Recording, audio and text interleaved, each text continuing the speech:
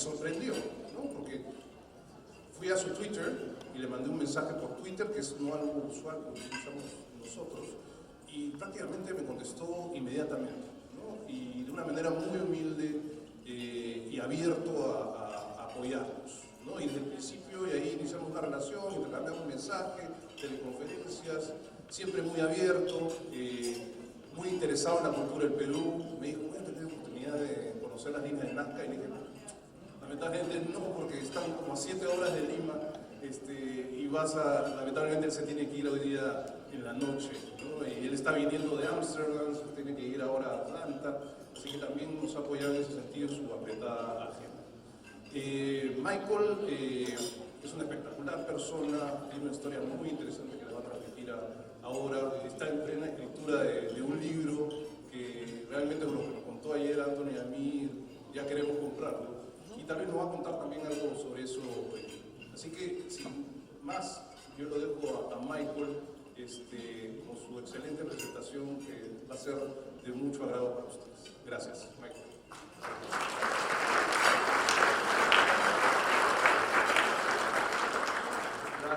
Gracias, Anthony Ricardo. I'm going to speak in English, is that okay? Okay, it's easier for me. So on August 23rd, the President of France tweeted, "Our house is burning," literally. The Amazon rainforest is the lungs of the world, which produce 20% of our oxygen. It's on fire. It's an international crisis. Members of the G7 summit, let's discuss the emergency first order in 2 days. It set off a wave of international publicity. Leonardo DiCaprio, Cristiano Ronaldo, Madonna, all tweeted this photo of the Amazon burning. And most of us, if you pay attention to the news, you know what the big environmental problems are. Climate change being the most apocalyptic threat. Many people think it's not just the biggest environmental problem in the world, but the biggest problem facing humankind. And most people now believe that reducing how much energy we use through energy-efficient light bulbs and energy-efficient cars is the key to reducing greenhouse gas emissions. Greta Thunberg reminds us the importance of becoming vegetarian, since eating meat creates so much carbon emissions. And there's a growing consensus that nuclear energy isn't going to help us at all. It's just too dangerous. Fukushima showed that it's just too dangerous of a technology for us to use. And we don't need it because we have renewables, solar and wind, and those will be sufficient to power the entire world. And many of you have seen, or your kids have seen, this famous video of a plastic straw being stuck up the nose of a sea turtle and then trying to pull it out for 8 minutes. Sad, heartbreaking scene. And you've learned that we're in the midst of a 6th grade extinction. And that's why there's been such a major effort to ban plastic straws. But is this all true? Is this the full story? Well, the first thing to notice is that, in fact, fires in the Brazilian Amazon have actually been going down over the last 15 years. You can see that while they went up a bit this year, they haven't even reached the height that they were in 2016. Deforestation has also inched up incrementally. It didn't start under Bolsonaro, under President Bolsonaro, who was the object of so much derision in the last several months. In fact, it was a fairly modest increase. And according to NASA scientists, from 2003 to 2019, the area burned globally actually declined by 25%, which is the area the size of Texas. So globally, fires have been going down. Moreover, the best available science finds that the global forest area has increased, an area the size of Alaska and Texas combined since 1982. Many of you may not have seen this, but this was published in the British scientific journal Nature in 2018. So the world is actually, forests in the world are actually growing faster than deforestation. That photo that was tweeted, it's actually from the year 1999. It wasn't even from this year. And this isn't the kind of fire that's actually been occurring. The biggest fires have been from deforesting in the savanna region known as the Cerrado, where they're growing soy and burning in order to create soy plantations. What about climate change? The median estimate from the International Governmental Panel on Climate Change shows that sea levels are expected to rise about 1 centimeter a year over the next 100 years. Is that apocalypse? Well, maybe if you live in Bangladesh, that's going to be a significant problem. But keep in mind that in the Netherlands, 1/3 of the Netherlands is under sea level. Some parts of the Netherlands are actually 7 meters below sea level. And you can see that between the year 1900 and 2000, their land mass actually increased during that time, thanks to technological engineering. What about going vegetarian? The best available science shows that if you quit eating meat, you'll reduce your carbon emissions somewhere around 2%. Not a very significant contributor if you think we need to reduce emissions by 100%. What about nuclear power? Every major scientific study that's looked at nuclear finds that it's the safest way to make reliable electricity. This is from the most recent study in the British medical journal Lancet. The reason is obvious. 7 million people, their lives are shortened every year by just ordinary air pollution that we breathe on the streets of Lima. 7 million people a year. And as a consequence, according to the climate scientist James Hansen, nuclear power has already saved almost 2 million lives that would have been lost to air pollution. What about wind and renewables? Aren't they much safer? The best available science shows that wind turbines have actually killed 10 times more people per unit of energy than nuclear power. I'm just curious, how many people saw this video or this photograph of the wind turbine? Okay, Anthony, we know you saw it. This is 2 mechanics in the Netherlands on top of a wind turbine that caught on fire. There was a video taken.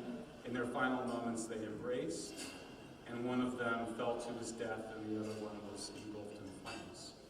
As for those straws, they constitute about 0.03% of all the plastic waste in the oceans. So banning plastic straws won't have much of an impact on the overall impact.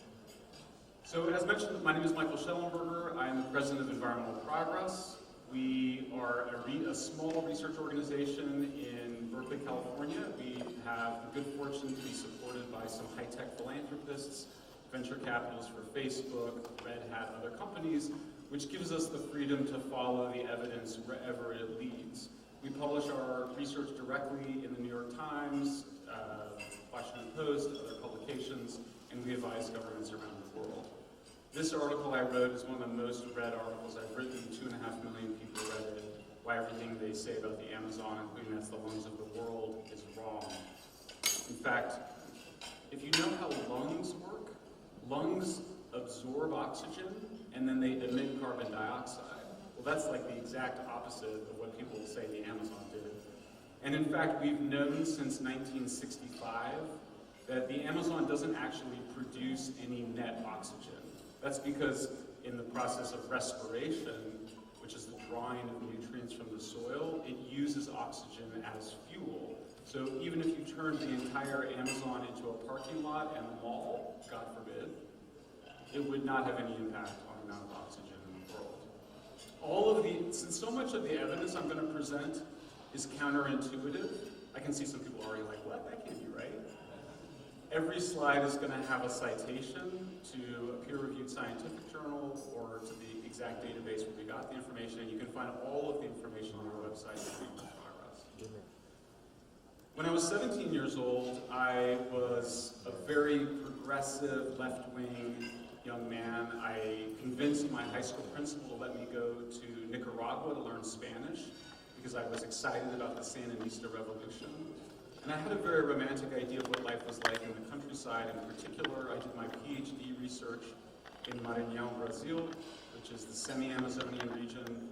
And there's something quite beautiful about the countryside. I think we all have had positive experiences in small villages, and I still love it there.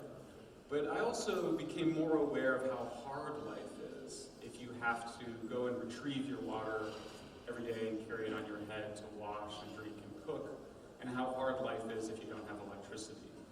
And in addition, I was confronted by significant levels of malnutrition and other diseases. What about this idea, though, that we don't really need much energy in order to develop? I mean, after all, things have become more energy efficient. In fact, the best available science shows that per capita GDP remains very tightly correlated with energy consumption. And you can see as people leave extreme poverty, Zaire and Congo here, Haiti, and rise up prosperity, their energy consumption goes up. And there's some small differences, so Germans use about half as much energy as Americans, but that's not because Americans are immoral or overly consumptive. It's just because we have to drive our cars longer distances. Where in Germany and Europe, there's greater population densities, which allows for less energy consumption. Well, what about Peru? Well, it's the exact same dynamic in Peru. You can see that in 1990, Peru consumed about 10 terawatt hours of electricity. It's now gone up to almost 50 terawatt hours. And similarly, during that same period, you saw your economic takeoff, where Brazil's GDP is now 200 billion. So, what does all this mean for people who love the natural environment? What does it mean for how humans save nature? Well, let's go back in time a bit to the 1800s. In the United States and Europe, we hunted whales for their oil and for other parts, but really the oil was valuable because it burned so much cleaner than other ways of burning other fuels. And did we have a campaign to save the whales? Greenpeace wasn't invented until 1970. In fact, what happened is you can see in the mid-1800s, whale oil consumption peaked, and then it radically declined afterwards. Well, everybody knew what was happening. This is a cartoon from the magazine Vanity Fair in 1861, and the caption says, "Grand ball given by the whales in honor of the discovery of the oil wells in Pennsylvania." It was petroleum that saved the whales. So how do we save nature? We save nature by not using it. We save the whales by not needing them for energy anymore, and we don't need them when we create substitutes that are superior, more abundant, and cheaper than what they're replacing. This is starting to happen finally with fishing. People ask me, what do you think the biggest problem in the world is? And what I'll show, I think, is the continued use of wood as fuel by 2.5 billion people still. And the overfishing of the oceans is another one. But we're now moving towards aquaculture, the growing of fish in farms to replace the fish that we're taking from the oceans. What about those sea turtles with the plastic up its nose? It turns out that sea turtles happily are a major conservation success story. The population size is growing, mostly because we've prevented people from eating their eggs, and also we've improved our fishing in the oceans to prevent sea turtles from being caught in nets. So this, for me, is the biggest problem we still face. I believe there's still many people in the Peruvian highlands who burn wood for fuel. When I started interviewing small farmers in the 1990s, I thought that what they would mostly complain about was the toxic smoke, which kills 4 million people a year. But mostly what people complain about is how much time it takes to chop wood, haul wood, create a fire. When you get a little bit of money in sub-Saharan Africa, you'll spend it to buy charcoal. Because if you can put a pot of beans or rice on top of charcoal, you don't have to keep fanning the fire. You can go and do something else. You can do something around the house. You can read a book. So moving up the energy ladder saves women time. In fact, it's what allows for women to achieve liberation. These are some children on the border of the Congo and Rwanda that should have been in school, but instead they were working for the local charcoal mafia. That's what's on their head right now, is charcoal. And what we see is the impact of being dependent on wood is devastating for both people and the natural environment. This is Maisha. She is one of the endangered mountain gorillas that are in Rwanda, Congo, and Uganda. Her parents and her siblings and other members of her family were murdered by the charcoal mafia in a dispute over the land. So they don't eat the gorillas in sub-Saharan Africa, but they are vulnerable because people still depend on wood. So if you're an environmentalist and you really care about wild nature and you also love people, liberating humans from the use of wood as fuel is one of the most important things we can do. And in most poor communities around the world, that's either done with natural gas or with liquefied petroleum gas, LPG. And what happens then is we consume more energy, cities can grow up, and you can see even in land-scarce cities like Hong Kong, you can protect a green area around the cities. But all of that requires increasing amounts of energy consumption. So if we care both about lifting people out of poverty and also moving away from destruction of the natural environment, we're going to need a lot more energy. This is how to think about the relationship between energy and the environment. We want to move from what you might call matter-dense fuels towards energy-dense fuels. So coal has about twice as much energy per mass as wood. Oil and gas has about twice as much as that. And then the most energy-dense fuel is nuclear, uranium.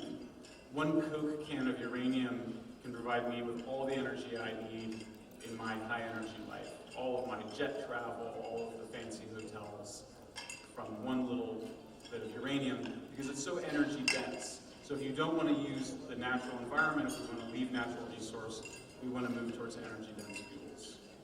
So how are we doing? How have things been going over the last couple hundred years? Well, the good news is that the human population growth rate peaked in the late 1960s. At the moment that everybody was really worried about it, the growth of the population started to decline.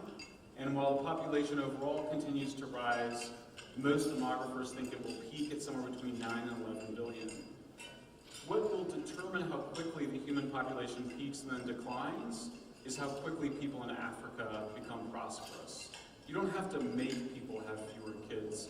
People voluntarily choose to have fewer kids as they become more prosperous, live in cities, and they don't need a lot of workers on the farm. The other piece of good news is it appears that we've also reached peak wood. So you can see per capita in the green line, per capita wood consumption is going down, and we might be reaching a moment where overall wood consumption has peaked and starts to go down. And the other piece of good news is that we become more productive in growing and producing food. So we actually make twice as much food on the same amount of land as we did in 1960. And water consumption as well has peaked and started to go down. What about all that waste? It's impossible not to be concerned about the plastic waste. Even if straws don't contribute very much, they do still get trapped in sea life, and it's something we should think about. Well, the good news is that we're in a big process of what's called dematerialization. I showed dematerialization in the move from matter-dense fuels to energy-dense fuels, from wood to coal to oil and natural gas to uranium, but it really is happening technologically. Your iPhone means you don't have to buy a newspaper anymore. We'll look back on newspapers as a particularly ecologically barbaric moment in our history. But you can see here telephones, speakers. Remember when we all had those huge speaker systems and stereos? A lot of people I know, a lot of young people don't even have televisions, they just use their phones. So we're in a process of replacing by substitution digitally many of the real world objects that we used to depend on. What about the plastic waste problem? People misunderstand the plastic waste problem. The most of the waste, you can see here is the primary plastic waste consumption. Here in the orange is the waste that reaches the coasts. And then you can see here in the dark orange how much of it goes out to sea, and what determines whether or not your plastic goes into the ocean or not is whether or not you have a functioning trash system. You can either landfill your waste or incinerate it, as Japan and Europeans do, but the main thing is to have a waste control system, and that comes when you've achieved economic development. So as Peru gets wealthier, you'll have the resources to pay people to come and pick up your trash from all over the country, just like we do in the United States. And so you can see here that in blue, the dark blue countries are those countries that contribute most to the waste problem. It's not their fault. They're poor, they can't afford to have a waste system. But if we want to reduce straws going up the noses of sea turtles, then we should want prosperity for everybody. So what about endangered species more broadly? Well, this is the endangered yellow-eyed penguin. I just saw some in New Zealand a few weeks ago. There's just a few hundred left. And though people worry about climate change, and there's a lot of talk about that, the big reasons that the penguins are going extinct is because we've taken up so much land for farming. You can see that when you go to New Zealand, there's lots of cows, and we might think it looks very beautiful, but that's not. That's habitat that's been taken from the penguins. And then the other threat to the penguins is that we eat all their fish. So we have this beautiful blue cod for lunch, I then feel guilty about because it means that the penguins are now malnourished and underweight. And so as much as people don't like it, the best way to protect and leave more room for endangered species is by concentrating meat production on smaller and smaller amounts of land.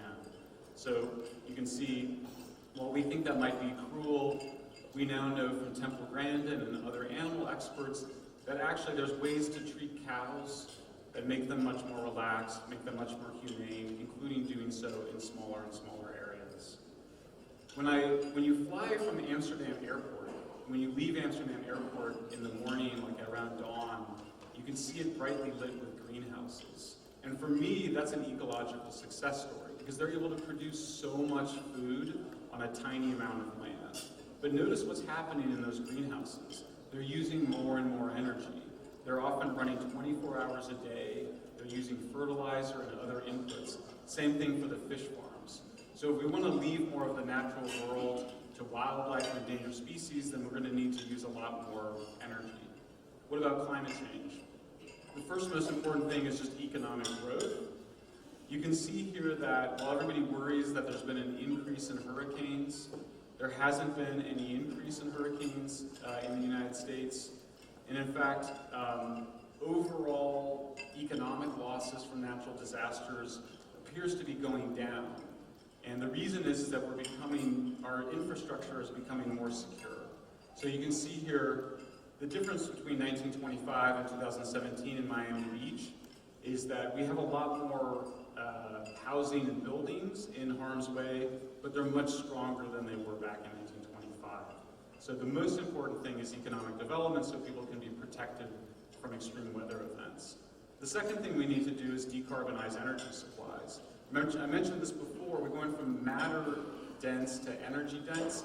That's also a process of decarbonization, moving towards less and less carbon per unit of energy. And you can see here there's 4 major sources of zero carbon energy: hydro, nuclear, solar, and wind. There was a big experiment over the last 40 to 50 years. We get about twice as much electricity at about the same price from nuclear as we do from renewables. And you can see here the countries in green that get the majority of their electricity from zero carbon sources all did so with nuclear power. Sweden, France, Switzerland, Belgium, the vast majority of their clean energy is from nuclear, not renewables. And so everybody looks at Germany as a climate change leader. In fact, it's France that's the real leader on climate change. 86% of French electricity is from clean energy sources, 75% is from nuclear. Germany has been phasing out its nuclear and scaling up renewables. And during that price, while everybody's talked about solar and wind prices coming down, German electricity price has gone up 50%. And so today, the electricity in Germany is almost twice as expensive as it is in France, and yet France produces electricity with 1/10, 10% of the carbon emissions as France. So in our view, we've had an experiment for the last 50 years, and nuclear has proven itself the only technology capable of mass decarbonization. You can see why solar and wind, it was predicted, in fact, by a German economist about 6 years ago.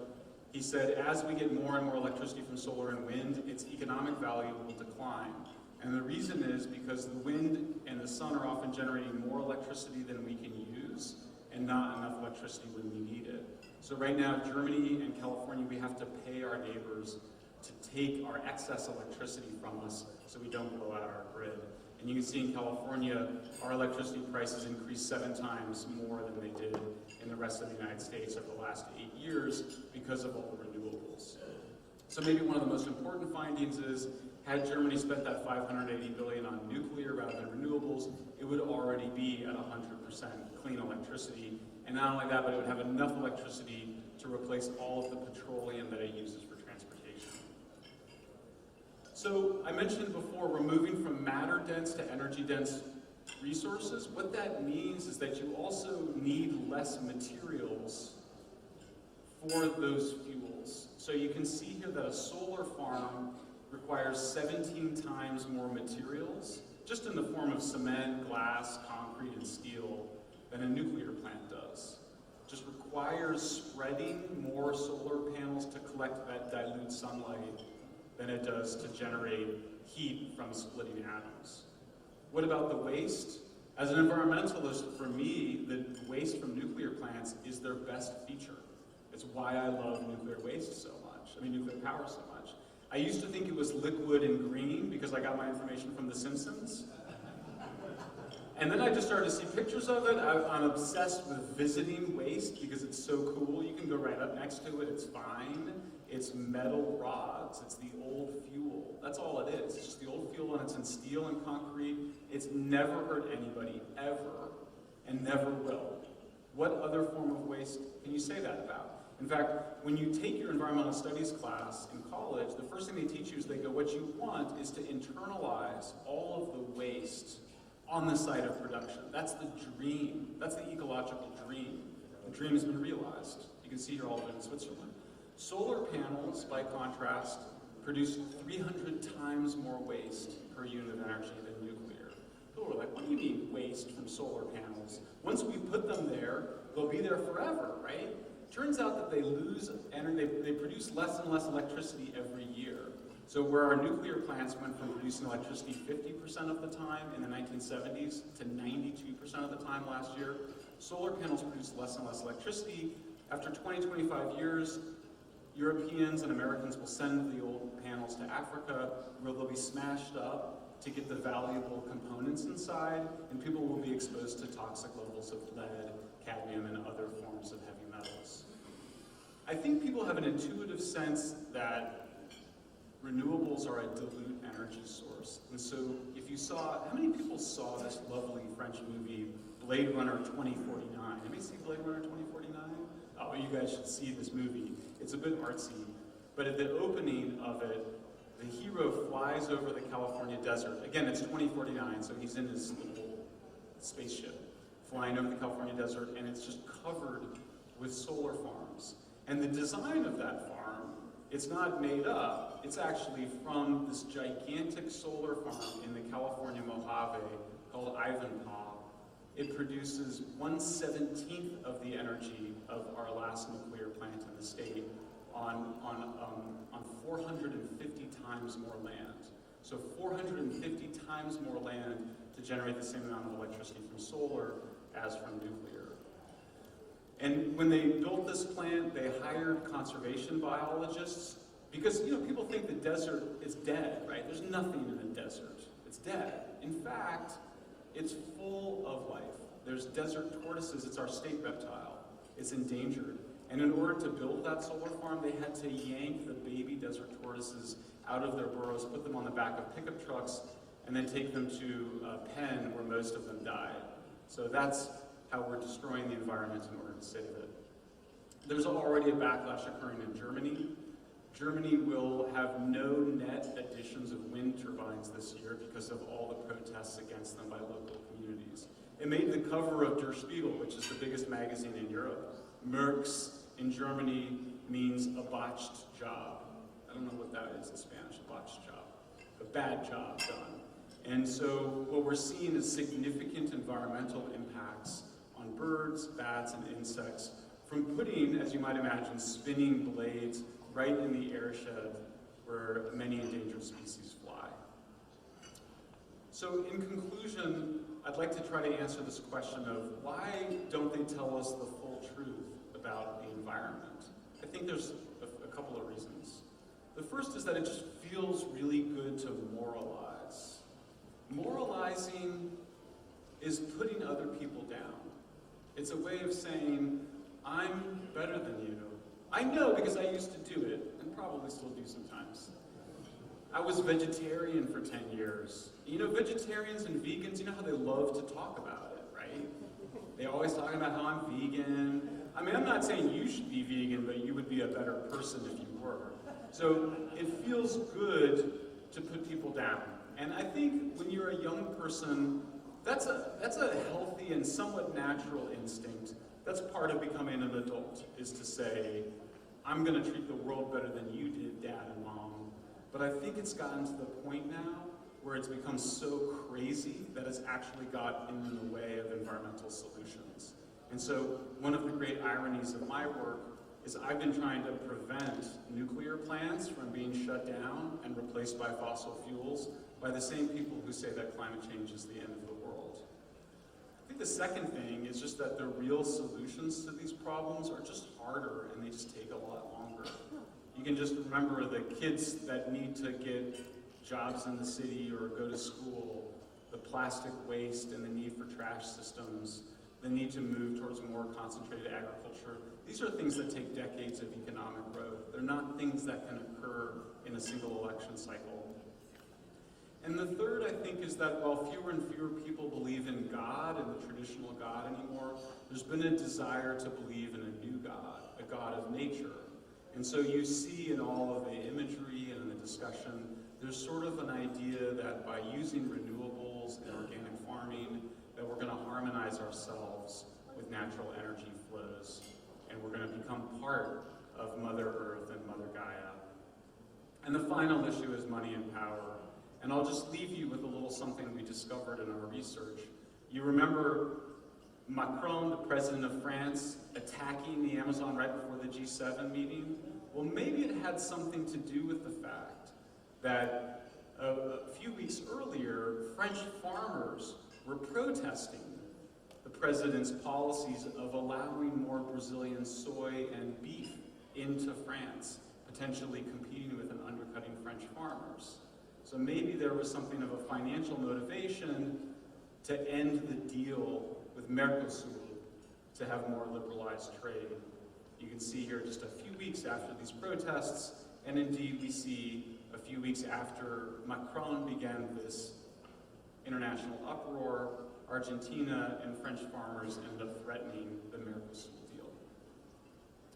And this is an old, I think, attempt. I've heard that Peruvians sometimes feel that environmentalism is a kind of neo-colonialism, and I think you're right. That is what a lot of it is. And you can see it starts in the 1960s. All of the concerns, there's too many people. Well, mostly it was aimed at black and brown people around the world. You can see from what I think is a pretty racist cover of Time magazine. And it all got tied up in fears of nuclear bombs, which is, I think, part of the reason why the people that say they care the most about climate change are also so opposed to nuclear energy. If you're apocalyptic about the world, if you think the world is about to end, then you don't want to do more nuclear energy. Giving society cheap, abundant energy would be the equivalent of giving an idiot child a machine gun.